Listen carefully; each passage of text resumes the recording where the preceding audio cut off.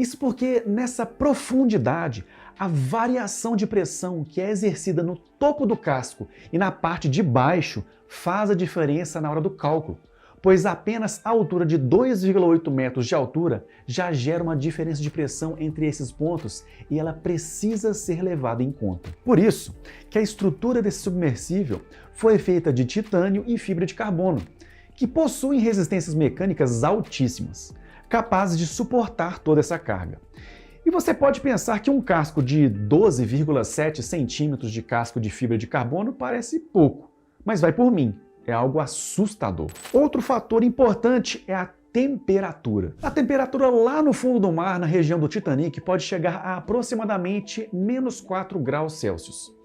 Isso de acordo com algumas pesquisas que eu fiz. Muitas vezes, quando se calcula estruturas, as pessoas não levam em consideração o fator térmico e a variação de temperatura das estruturas. Considerando que o submersível estivesse descendo, a pressão exercida no seu casco iria aumentar.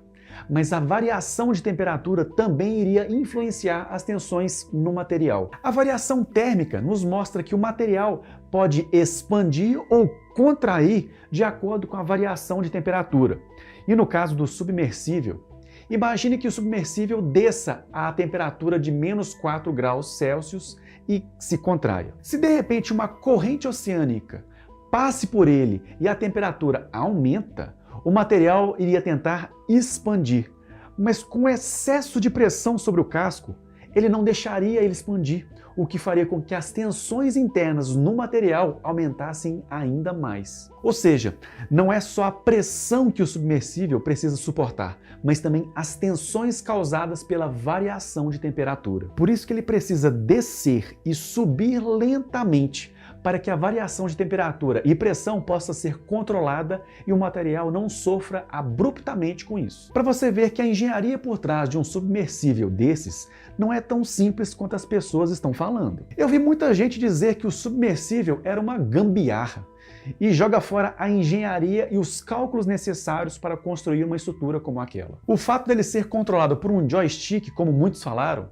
que era um controle de videogame, é apenas um detalhe de projeto. Até porque em uma pressão absurda lá embaixo, você passar um cabo, por mais fino que seja, já aumenta demais o risco de ruptura e falha nesse centímetro quadrado. Então qualquer coisa que desse para controlar via sinal de rádio ou Bluetooth em um controle remoto é mais do que necessário. Mas Igor, o submersível implodiu. Quer dizer que ele realmente não foi bem projetado. Bem, essa análise não cabe a mim, até porque eu não participei da construção nem do projeto dele.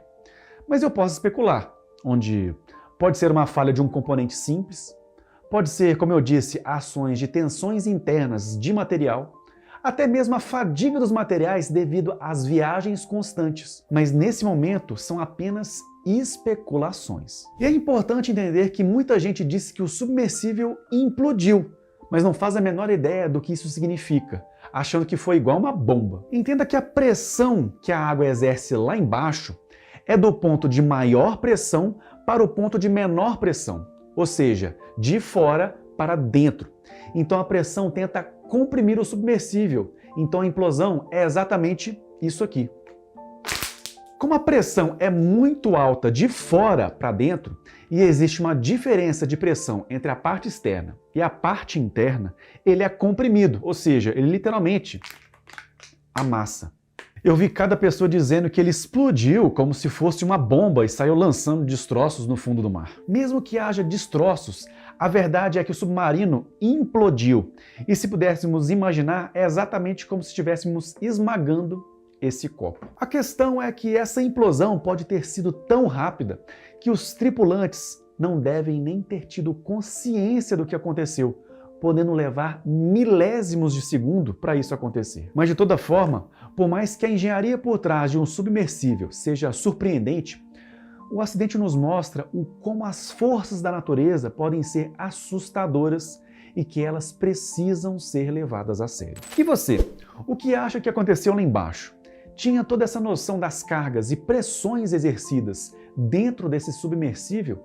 Deixa aqui nos comentários que eu quero saber. Eu vou deixar aqui do lado 2 vídeos que vocês podem gostar também e que podem complementar o tema. Se gostou desse conteúdo, não deixe de se inscrever no canal, clicar no gostei e divulgar esse vídeo para mais pessoas. É isso aí, amantes da engenharia. Um grande abraço e te vejo no próximo vídeo.